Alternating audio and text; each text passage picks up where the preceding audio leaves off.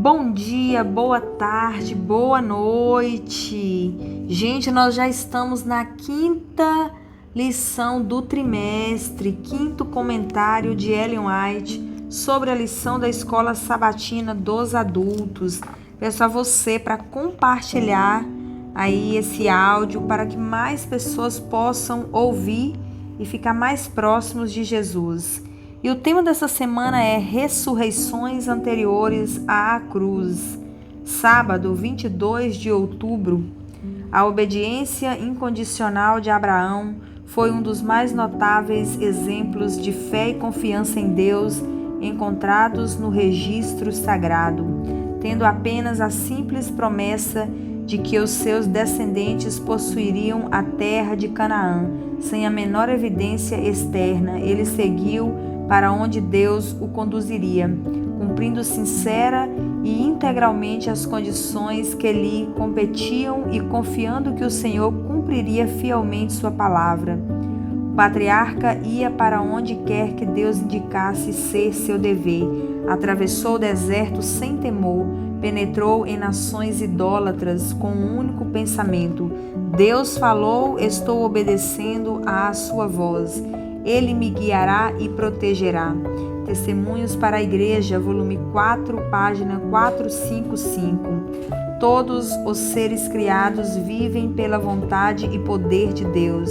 São recipientes da vida do Filho de Deus.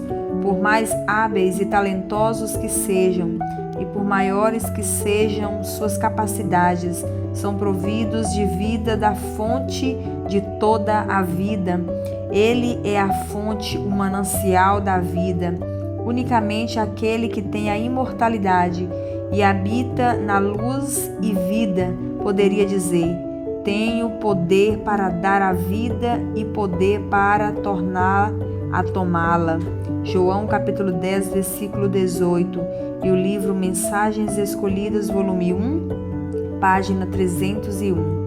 Falar de religião de maneira casual, orar sem ter fome espiritual e sem uma fé viva não vale nada.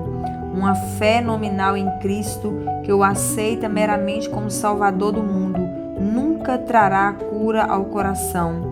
A fé que leva à salvação não é uma simples aceitação intelectual da verdade. Aquele que espera obter total conhecimento antes de exercer a fé não pode receber a bênção de Deus. Não basta crer no que se diz a respeito de Cristo, devemos crer nele. A única fé que nos beneficiará é aquela que o abraça como Salvador pessoal, que se apropria de seus méritos. Muitos consideram a fé uma opinião. A fé salvífica é um acordo pelo qual aqueles que recebem a Cristo se unem a Deus em aliança. Fé genuína é vida. Uma fé viva significa aumento de vigor e segura confiança pela qual a pessoa se torna uma força vitoriosa. Nossa confissão de sua fidelidade é o meio escolhido pelo céu para revelar Cristo ao mundo. Devemos reconhecer sua graça como foi revelada aos santos da antiguidade, mas o que será mais eficaz é o testemunho de nossa própria experiência. Somos testemunhas de Deus ao revelar em nós mesmos a atuação de um poder que é divino. Cada indivíduo tem uma vida diferente da de todos os outros, uma experiência que difere essencialmente das demais. Deus deseja que nosso louvor suba a Ele com nossa própria individualidade.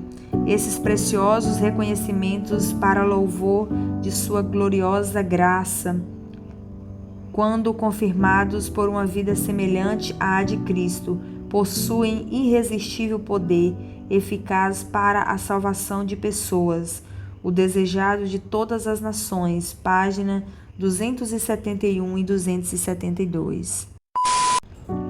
Domingo, 23 de outubro, a ressurreição de Moisés. O fim daqueles anos de trabalho e de opressiva preocupação foi uma sepultura naquele deserto. Aquele, porém, que é poderoso para fazer infinitamente mais do que tudo quanto pedimos ou pensamos. Efésios capítulo 3, versículo 20. Assim atendera à súplica de seu servo. Moisés passou sob o domínio da morte, mas não devia permanecer na sepultura. O próprio Cristo o chamou à vida.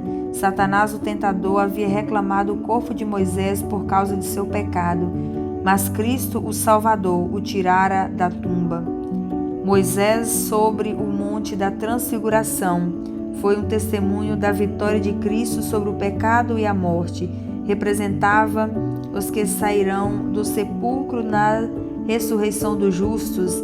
Elias, que tinha sido trasladado ao céu sem ver a morte, representava os que estarão vivos na terra por ocasião da segunda vinda de Cristo e que serão transformados num momento, no abrir e fechar de olhos, ao ressoar da última trombeta, quando é necessário que este corpo corruptível se revista da incorruptibilidade e o corpo mortal se revista da imortalidade. 1 Coríntios capítulo 15, do versículo 51 ao 53. O desejado de todas as nações, página 337. O Pai escolheu Moisés e Elias para ser seus mensageiros a Cristo, para glorificá-lo com a luz do céu e para falar com ele sobre a agonia pela qual em breve passaria, porque eles haviam vivido na terra como homens, haviam experimentado a tristeza e o sofrimento humanos e podiam entender a provação de Jesus em sua vida terrena. Elias, em sua posição como profeta enviado a Israel, havia representado a Cristo em sua obra, e sua obra havia sido, em certa medida, semelhante à do Salvador.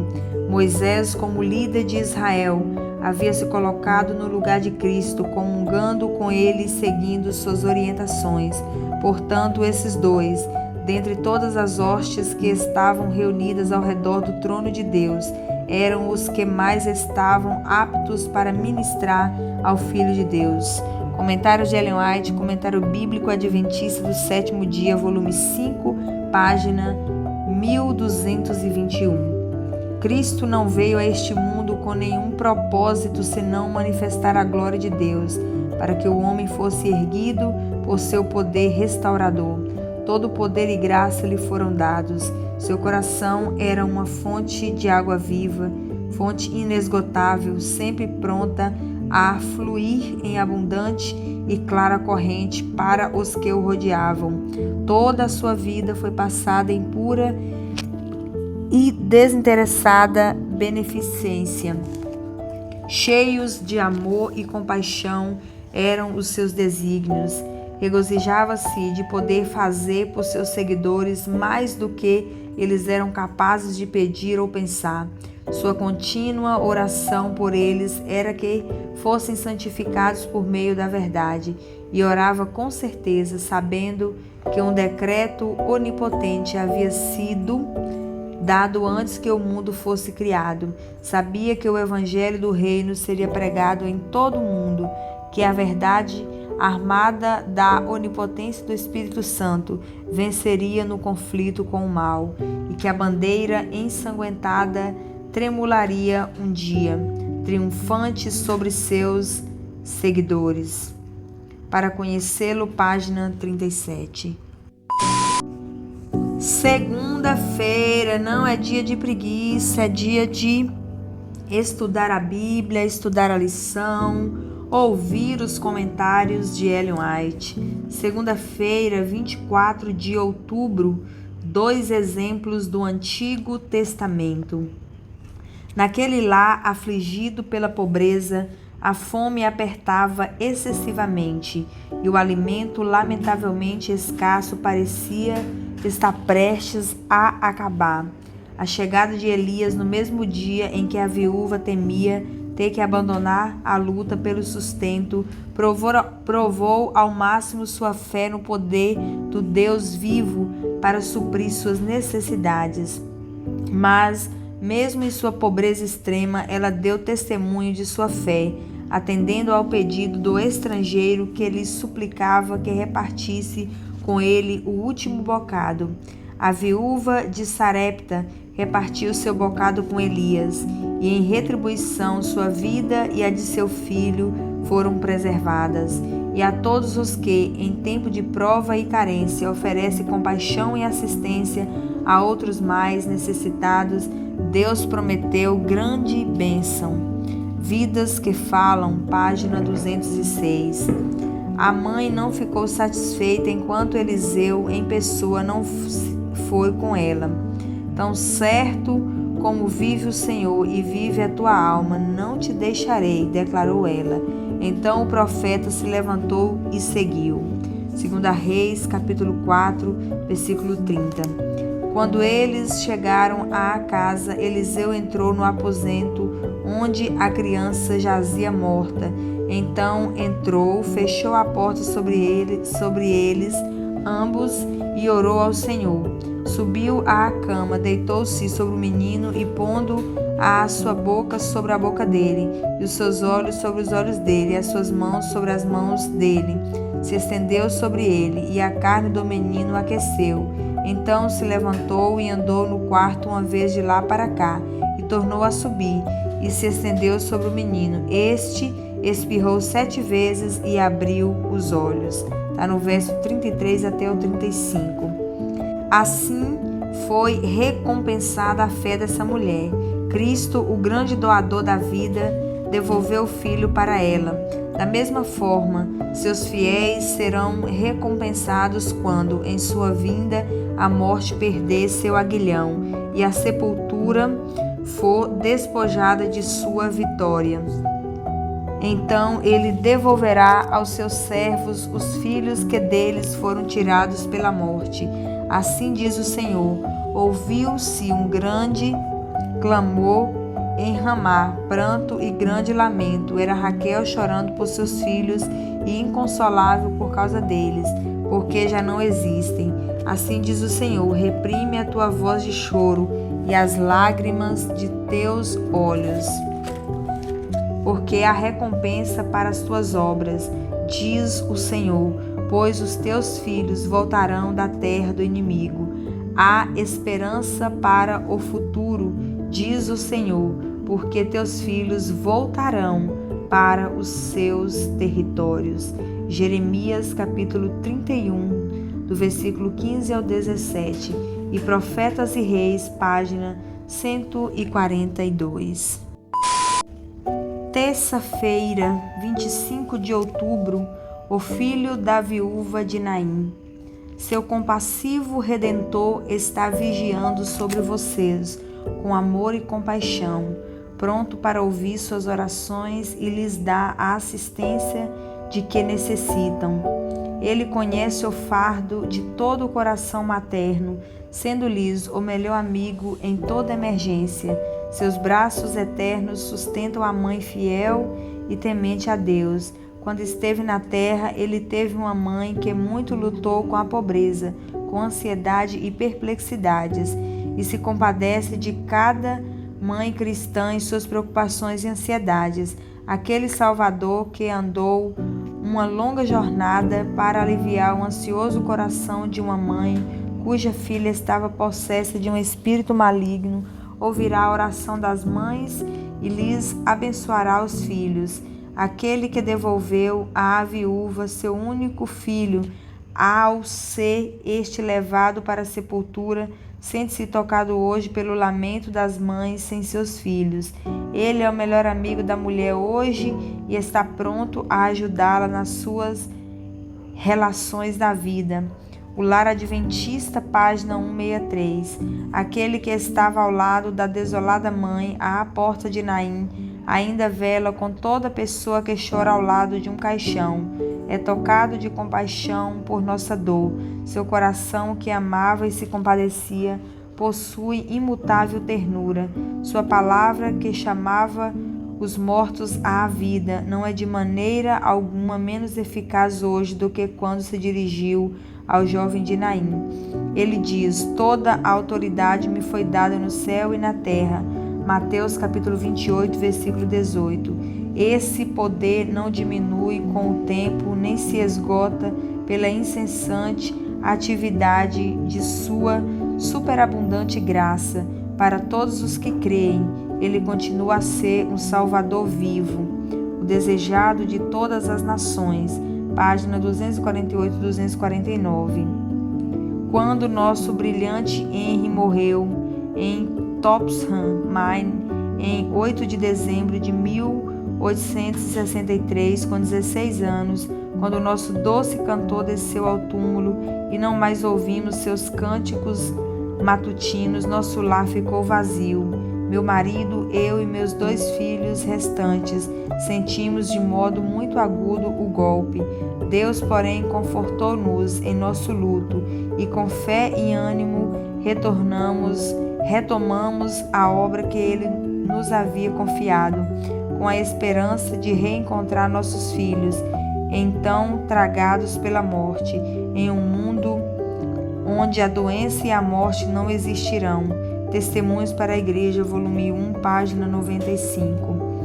Devemos atender às aflições, às dificuldades e às necessidades dos outros. Devemos compartilhar nossas alegrias e preocupações, tanto de nobres quanto de humildes, de ricos quanto de pobres.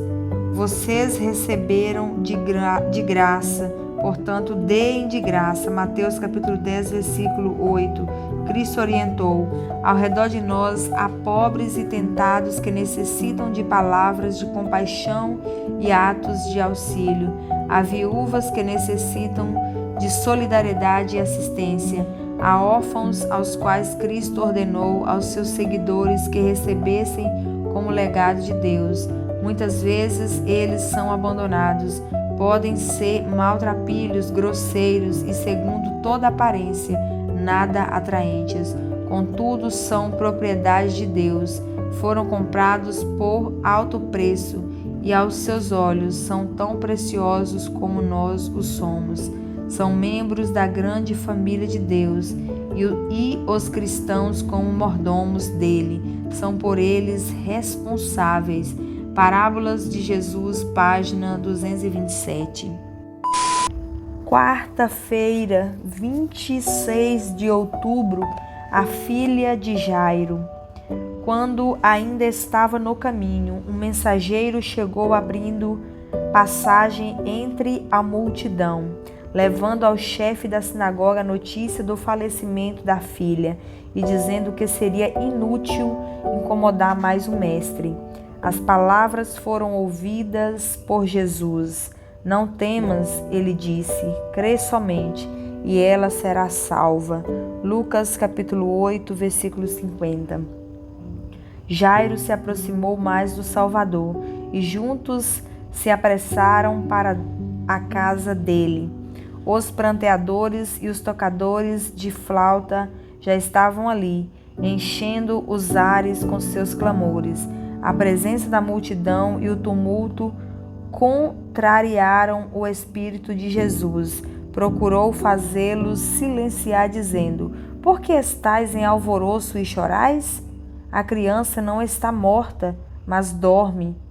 Marcos capítulo 5, versículo 39. Eles se indignaram pelas palavras daquele estranho.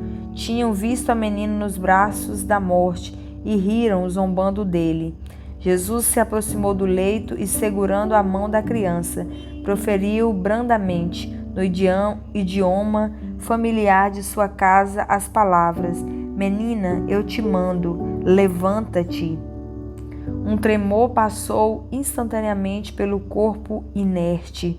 Voltaram as pulsações da vida, os lábios esboçaram um sorriso, os olhos se abriram como se despertassem do sono, e a menina olhou admirada para o grupo que a cercava. Ergueu-se e os pais se aproximaram dela, chorando de alegria. O desejado de todas as nações, página 269 e 270. Os cristãos têm o privilégio de verdadeiramente saber que Cristo está naqueles que são da verdade. Esta é a vitória que vence o mundo, a nossa fé. 1 João, capítulo 5, versículo 4. Tudo é possível ao que crê. Marcos capítulo 9, versículo 23. E tudo quanto quisermos, orando, se crermos que receberemos, obteremos. Marcos capítulo 11, versículo 24. Essa fé penetra até as mais escuras nuvens e traz raios de luz e de esperança ao coração aflito e desanimado. A ausência dessa fé e dessa esperança é que produz perplexidade, temores aflitivos e suspeita de males. Deus fará grandes coisas por seus fiéis quando puserem nele toda a sua confiança. É grande ganho a piedade com contentamento. A religião pura e imaculada será exemplificada na vida. Cristo provará ser uma inesgotável fonte de força, socorro bem presente em todas as tribulações. Salmos 46, versículo 1 e Testemunhos para a Igreja, volume 2, página 120. A voz de Deus é ouvida, com amor eterno te amei. Jeremias capítulo 31, verso 3. Com benignidade eterna me compadecerei de ti. Isaías capítulo 54, verso 8.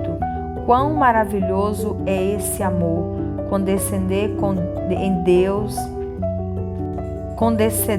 Deus em remover toda causa de dúvida proveniente das fraquezas e dos temores humanos e tomar a trêmula mão que lhe é estendida com fé, e ele nos ajuda a nele confiar, mediante múltiplas promessas e afirmações. O que mais poderia fazer nosso Senhor para fortalecer nossa fé em suas promessas? Para conhecê-lo, página 262. Quinta-feira, 27 de outubro, Lázaro. Cristo não tinha apenas os queridos de Betânia em que pensar. Precisava considerar o preparo dos discípulos. Eles deviam ser representantes seus perante o mundo, para que as bênçãos do Pai incluísse todos. Por amor deles, permitiu que Lázaro morresse. Se ele o houvesse restabelecido a saúde, o milagre, que é a mais positiva prova de seu caráter divino, não se haveria realizado. Se Cristo houvesse estado no quarto do doente, Lázaro não teria morrido, pois Satanás não teria tido poder sobre ele. Na presença do doador da vida, a morte não poderia ter apontado sua seta contra Lázaro. Ele permitiu que Lázaro caísse sob o domínio da morte, e as aflitas irmãs viram seu irmão ser deposto na sepultura. Cristo sabia que, quando elas olhassem para o rosto de seu irmão sem vida, a fé no Redentor seria seriamente provada. Assim, ele estava podando os ramos para que produzissem mais fruto. Sabia que, por causa da luta pela qual estavam passando, sua fé refulgiria com maior vigor. Filhos e filhas de Deus, página 92. Tirai a pedra, verso 39. Disse Cristo, pensando que ele desejasse apenas ver o morto. Marta apresentou uma objeção, dizendo que o corpo fora enterrado havia 4 dias e já tinha começado a se decompor. Essa afirmativa, feita antes de Lázaro ressuscitar, não deixou margem para que os inimigos de Cristo dissessem que houve fraude. Antes, os fariseus haviam espalhado falsas afirmações em torno das manifestações mais maravilhosas do poder de Deus. Ao ressuscitar a filha de Jairo, Cristo dissera: a menina não está morta, mas dorme. Marcos capítulo 5, versículo 39.